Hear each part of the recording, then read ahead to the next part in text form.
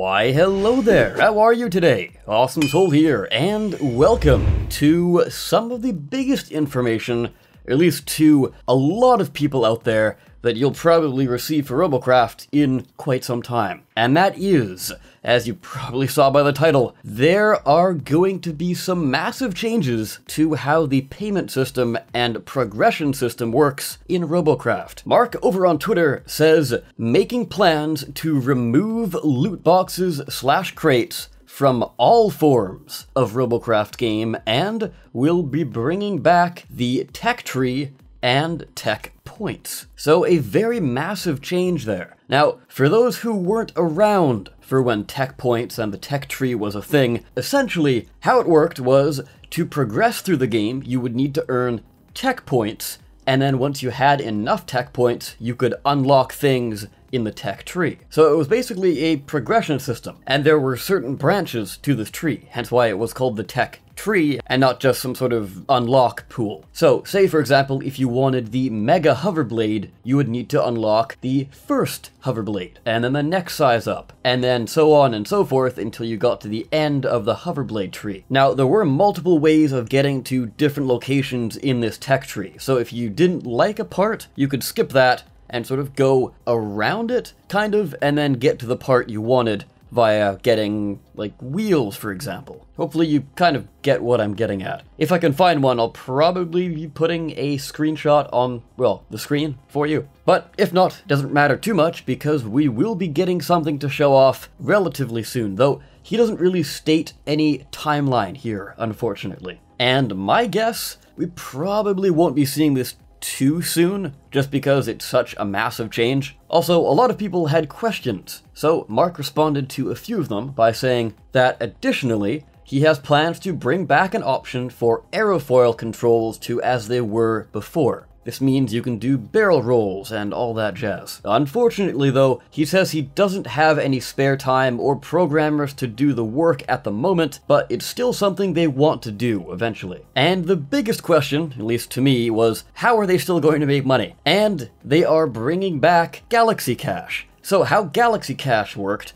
was it was a complement to your regular currency. You would have the normal currency and then your Galaxy Cash. And you would have to pay for Galaxy Cash, but you could still earn the regular currency as normal. You could buy pretty much everything for Galaxy Cash, but there were certain things you needed Galaxy Cash to buy. For example, cosmetics. You could only buy cosmetics with Galaxy Cash. Along with that, premium time was also required to pay with Galaxy Cash as well. Though what I would like to know is, are they going to bring that back, or can you directly buy premium time like you currently can now? I wouldn't mind keeping it the way it is, just because it's one less step. Instead of buying Galaxy Cash and then buying premium time, all you do is just simply buy premium time. Or maybe you could buy premium time, and then if you had some leftover Galaxy Cash, you could spend it on premium time? I don't know. And that's another thing. When this whole system was changed back quite a while ago, by that I mean when Galaxy Cash was removed from the game, they gave us free credits in the Zola shop, I think that's how you're supposed to pronounce it, that you could then use to buy crates or premium time. I think I have enough on my account still for 1 day's worth of premium time, and I would like to know how many of you have that as well, or if you even know that you have that. This was a long time ago, and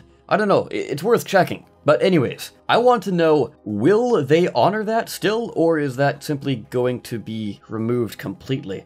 I guess, I don't know. Depends on if they keep Zola as their purchasing method, which I don't really see why they would change, come to think of it.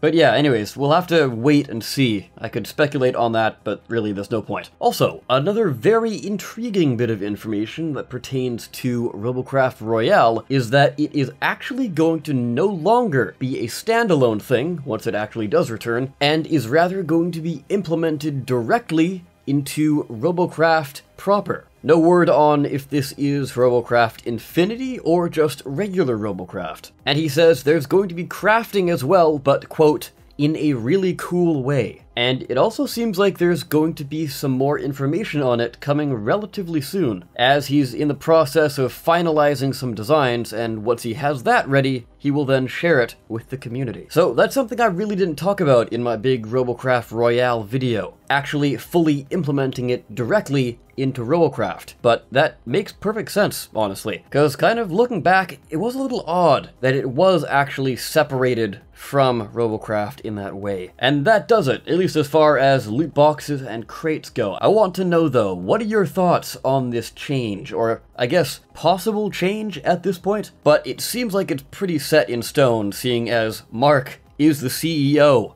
of FreeJam, so it's probably gonna come soon, but not too soon. Although they did finally get out one of the biggest hurdles that they have, which I'm going to talk about in a second. So they do have a lot more time freed up to work on things a lot more freely now. Because, if you didn't know, they've been working on Reconnect for a very long time, and it is finally in the game. So you can actually reconnect to a game if you disconnect, or if you leave mistakenly. Now, they tried this a couple weeks back, I believe, and it didn't go over too well, so they took it down, retooled a few things, and now it's back up and live. At the time of the video, there haven't been too many problems, so it seems like it's actually working fine. And last but not least, Robocraft Infinity, the Xbox One version of Robocraft, is now live for all to play, at least if you have an Xbox One. Originally, the plan was, I believe, to have this come to the Windows 10 store as well, but it doesn't seem like that's going to happen at all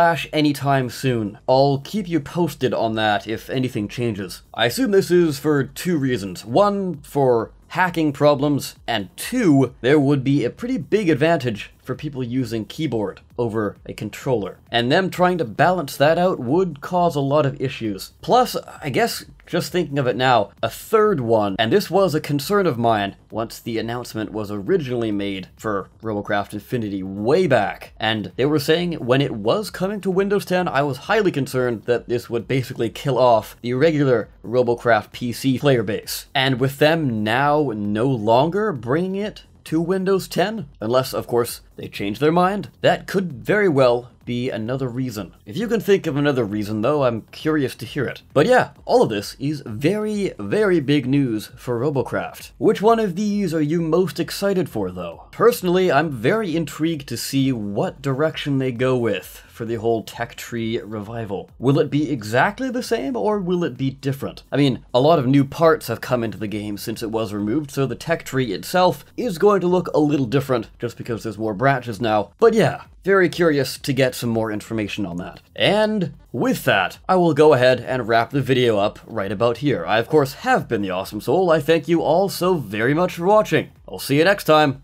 Take care.